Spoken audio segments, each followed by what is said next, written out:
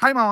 ఈరోజు ఈ వీడియోతో మీ ముందుకు రావడానికి మెయిన్ రీజన్ విశ్వవిఖ్యాత నట సార్వభౌమ నందమూరి తారక రామారావు గారి మనవడు నందమూరి లెగసీని థర్డ్ జనరేషన్లో టాప్లో కంటిన్యూ చేస్తున్న జూనియర్ ఎన్టీఆర్ గారి బర్త్డే మామ.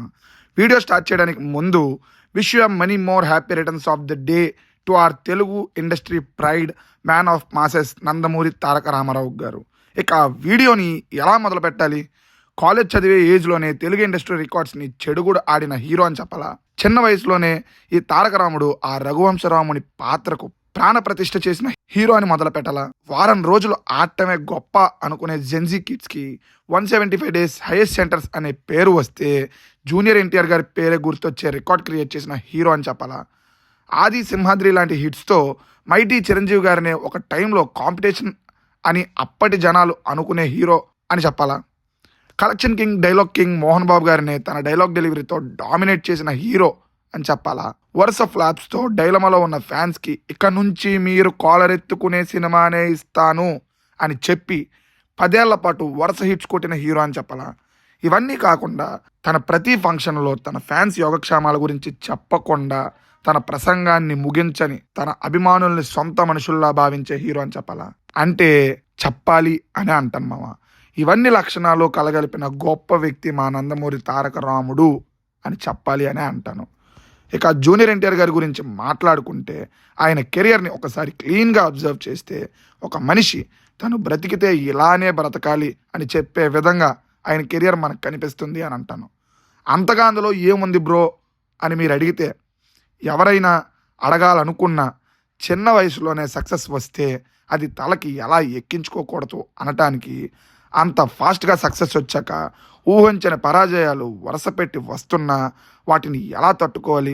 సముద్రపు అలా కింద పడేది తిరిగి మళ్ళీ లేవటానికే అని అన్నట్టు మళ్ళీ లేచి నిలబడితే దాని సౌండ్ ఏ రేంజ్లో ఉండాలి అని యమదొంగతో చూపించిన, కొత్తగా ప్రయత్నించాలి అన్న ఎంత ధైర్యం కావాలో అదుర్స్లో చారీ పాత్రతో ప్రూవ్ చేసిన, లేచిన కెరటం మళ్ళీ పడితే ఆ దెబ్బ తట్టుకొని లేచి మళ్ళీ కొడితే అపజయమైనా మనల్ని తాకాలి అంటే అది కూడా 10 ఏళ్ళు ఎదురు చూడాలి అని నిరూపిస్తూ ప్రజెంట్ జనరేషన్కి నటన అంటే నిర్మోహమాటంగా ఆయన పేరే చెప్పేలా చేసుకున్న తారక్ అన్న, నిర్మోహమాటంగా ఆయన పేరే చెప్పేలా చేసుకున్నారు మన తారక్ అన్న.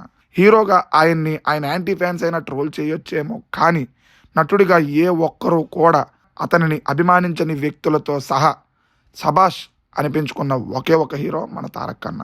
ఆయన చూడని రికార్డులు లేవు, రివార్డులు లేవు. అంత గొప్ప వ్యక్తి మన తారక్ అన్న. ఈ మధ్య మన తారక్ అన్న సినిమాలు గమనిస్తే ప్రతి సినిమాకి తన క్యారెక్టర్ని నడిపిస్తున్న విధానాన్ని, వేరియేషన్ని చూపిస్తూ ఆడియన్స్కి కొత్త రకం సినిమాని పరిచయం చేస్తూనే ఉన్నారు మన తారక్ అన్న. నెక్స్ట్ అన్న లైనప్ చూస్తుంటే చాలు, ఇప్పటి వరకు తెలుగు రాష్ట్రాలని షేక్ చేసింది చాలు, ఇక ఇండియాని తగలబెడేద్దాం పదా అని అన్నట్టే ఉంది ఆయన నెక్స్ట్ ట్రాక్ రికార్డ్. బేసిక్గా హీరోలు యాంకరింగ్ చేస్తే చూడటానికి చాలా ఇబ్బందిగా ఉంటుంది, కానీ తారక్ అన్న మాత్రం దాన్ని కూడా ఎంతో ఈస్తో చేసి మళ్ళీ ఎప్పుడైనా ఒక్కసారి యాంకరింగ్ చేస్తే చూడాలని ఉంది అని దురాభిమానులతో సహా కోరుకునే విధంగా చేశారు జూనియర్ ఎన్టీఆర్ గారు. హాస్యం, రౌద్రం, అద్భుతం, కరుణ, వీరం, శాంతం, బీభత్సం, శృంగారం, భయానకం, ఇలా తారక్ అన్న చేయనిది ఏది, ఆడియన్స్ మెచ్చంది ఏది, విమర్శ చేసే సాహసం ఎవరిది? ఒకవేళ కావాలని విమర్శ చేయాలని చూసినా వాళ్లకు సమాధానం ఆయన మాటే. కొండను చూసి కుక్క మురిగితే కొండకు సేట. ఇలా అభిమానుల్ని అలరిస్తూ ఆనందింపజేస్తూ తాతగారి లెగసీని ముందుకు తీసుకెళ్తూ పేరులోనే కాదు గుణంలో కూడా ఈ తారక రాముడు ఆ రామయ్యే అని అనిపించుకుంటున్న మన జూనియర్ ఎన్టీఆర్ గారికి మళ్ళీ వన్స్ అగైన్ హ్యాపీ బర్త్డే చెప్తూ, ట్రైలర్తో ఆల్రెడీ సోషల్ మీడియాని షేక్ చేస్తున్న డ్రాగన్తో బాక్స్ ఆఫీస్ని కూడా షేక్ చేయాలని కోరుకుంటూ once again happy birthday to our junior NTR గారు. మళ్ళీ ఇంకో మంచి వీడియోతో మీ ముందుకు వస్తాను మామ. బాయ్.